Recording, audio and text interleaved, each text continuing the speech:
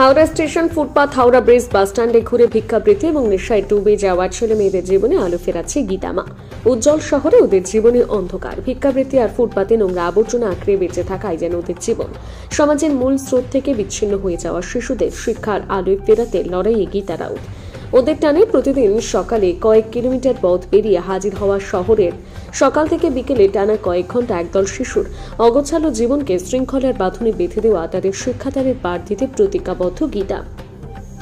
এই শহরে থেকেও যাদের জীবন জুড়ে শুধুই অন্ধকার, কারোর বাবা মা ভিক্ষাবৃত্তি বা প্লাস্টিকের বোতল কুড়িয়ে সংসার চালান, আবার কেউ ফুটপাতের দোকানে বাসন মেজে খাবার জোগান দেয়।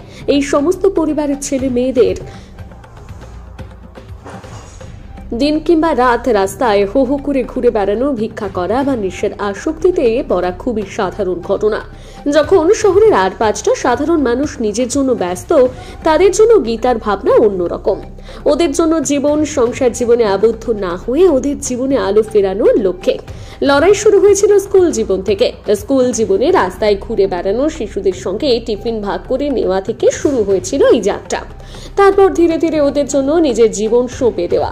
গত 25 বছর ধরে হাওড়া শহর ও শহরতলির ছেলে মেয়েদের জীবনে আলো ফেরাতে শিক্ষাদান, এলাকার ঝুঁকিপূর্ণ শিশুদের শিক্ষা, সুরক্ষা ও স্বাভাবিক জীবনে ফেরানোর লক্ষ্যে কাজ করে চলেছেন। সংগঠনটি শুধু পড়াশোনা শেখায় না, পাশাপাশি স্বাস্থ্য পরিষেবা, পুষ্টিকর খাবার, মানসিক পরামর্শ, নিরাপত্তা, সুরক্ষা এবং সামাজিক মূল্যবোধ শেখানোর দিকে সমানভাবে গুরুত্ব দেয়। তাদের বক্তব্য, শিক্ষা ছাড়াও এই শিশুরা অনেক সময় শারীরিক ও মানসিক নির্যাতনের শিকার হয়, ফলে পুনর্বাসনের কাজটি সমান জরুরি। সংগঠনের প্রধান কিশোর জয়সওয়াল জানিয়েছেন, প্রথমে মাত্র কয়েকজন শিশুকে পড়াশোনার আওতায় আনার মাধ্যমে কাজ শুরু হয়েছিল। ধীরে ধীরে স্থানীয় মানুষদের সহযোগিতা এবং সংগঠনে স্বেচ্ছাসেবীদের অক্লান্ত পরিশ্রমে আজ এই সংখ্যা অনেকটাই বেড়েছে। বর্তমানে বহু শিশু প্রাথমিক পাঠ থেকে শুরু করে উচ্চশিক্ষা অর্জনের পথে এগিয়ে যাচ্ছে। সংগঠনের সদস্য গীতা রাও বলেন, অনেক শিশু পরিবারের সহিংসতা বা দারিদ্রতার কারণে রাস্তায় নেমে পড়ে। আমরা চেষ্টা করি তাদের প্রয়োজনীয় যত্ন নিয়ে স্বাভাবিক পরিবেশে ফিরিয়ে আনতে। অনেকেই আজ কাজ করছে, কেউ আবার উচ্চ মাধ্যমিক পর্যন্ত পড়াশুনো করছে। গত 25 বছরে টিআরসির উদ্যোগে বহু শিশুই পথ ছাড়া জীবন থেকে বেরিয়ে এসেছে। কেউ কেউ পেশাগত প্রশিক্ষণ পেয়ে চাকরির সুযোগ পেয়েছে। সংগঠনটি বর্তমানে বিভিন্ন সংস্থার সহায়তায় সচেতনতামূলক কর্মশালা, বই বিতরণ শিবির ও স্বাস্থ্য পরীক্ষা ক্যাম্পেরও আয়োজন করে থাকে।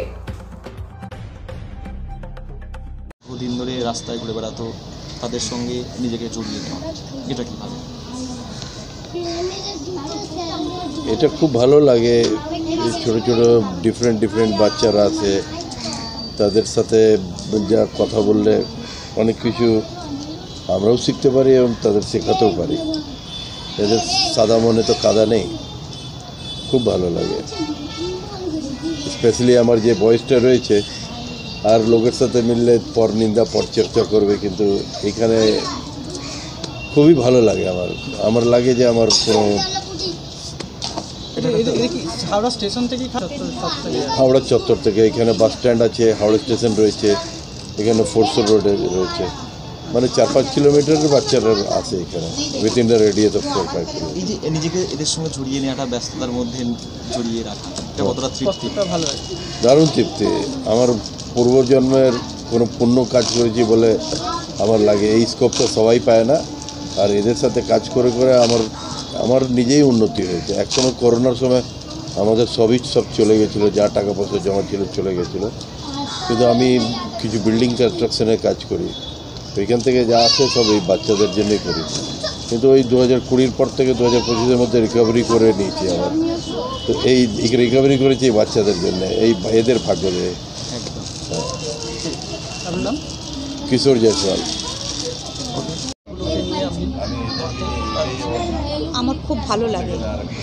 আর টিআরসির মানে মেন উদ্দেশ্যে কি, তাদের চোখের জল মোছা।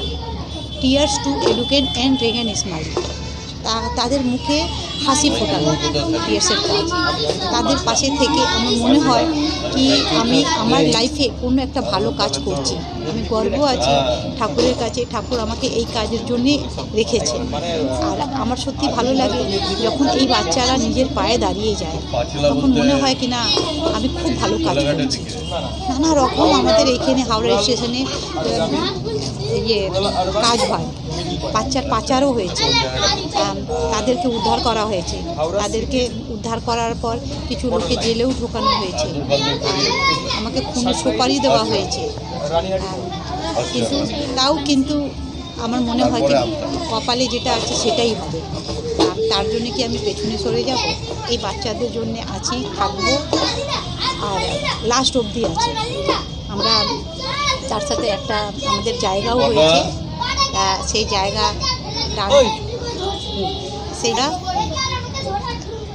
ডানকুনি গোবরাতে একদিকে জায়গা হয়েছে। সেইখানে আমরা বাচ্চাদের আশ্রম, বৃদ্ধা আশ্রম, স্কুল, হসপিটাল এটা করার ইচ্ছে রেখেছি। ঠাকুরকে এটাই চাইছি, ঠাকুর শেষে একটা এই কাজটা যেন করে মরবো, তার আগে মরবো না। এই বাচ্চাগুলো কোথা থেকে নিয়ে আসে? এই বাচ্চারা আমার প্ল্যাটফর্ম হাওড়া স্টেশনে যারা থাকে তাদের ওইখান দিয়ে নিয়ে আসি, ওইখান দিয়ে আসে, ওরা পড়াশোনা করে, বিকেলবেলা আমরা ছেড়ে দিই। কতক্ষণ থাকে ওরা? এটা সকাল দিয়ে বিকেল অবধি থাকে। এখানে খাওয়া দাওয়া, জামা কাপড়, চান টান সবই এরা করে, ব্রাশ, ব্রেকফাস্ট, টিভি দেখা, খেলাধুলা সবই এখানে এরা করে। এই বাচ্চাগুলোকে আনতে রাজি হয়েছে না, প্রথমে ওরা রাজি হয়নি, ওনারা রাজি হয়নি। তারপরে নানা রকম ওনাদের বোঝানো হয়েছে কি ওরা বোতল কালেক্ট করে মাদের পয়সা দিতে। তো এখানে বুঝিয়ে অনেকটা ওদের কি যেই লাইফটা তুমি ভিক্ষে চাইছো সেই লাইফটা কি তুমি বাচ্চাদের চাইছো? সেটা কি ভালো হবে? তুমি চাইছো না তোমার মেয়ে ছেলে স্কুল টিচার হোক, উকিল হোক, কোনো একটা পথে দাঁড়াও, আমার মতন এরকম কাজ করুক, এটা চাইছো না? তখন ওনারা বললেন না আমরা চাইছি ম্যাডাম। তারপরে ওনারা আস্তে আস্তে পাঠাতে শুরু করলেন। তারপরে ওনাদের আশেপাশে যখনই কোনো আপদ বিপদ হসপিটাল নিয়ে যাওয়া, কিছু হলো বাচ্চাদের ভর্তি করা, স্কুল অ্যাডমিশন করানো, নানা রকম ওদের পাশে থেকে এই যাত্রাটা আমরা। আপনার তো নিজেরও সংসার আছে? অ্যাকচুয়ালি আমি বিয়ে করিনি, আমার সংসারটা এই সংসারই আছে, এই বাচ্চাদের নিয়েই আমি থাকতে চাই।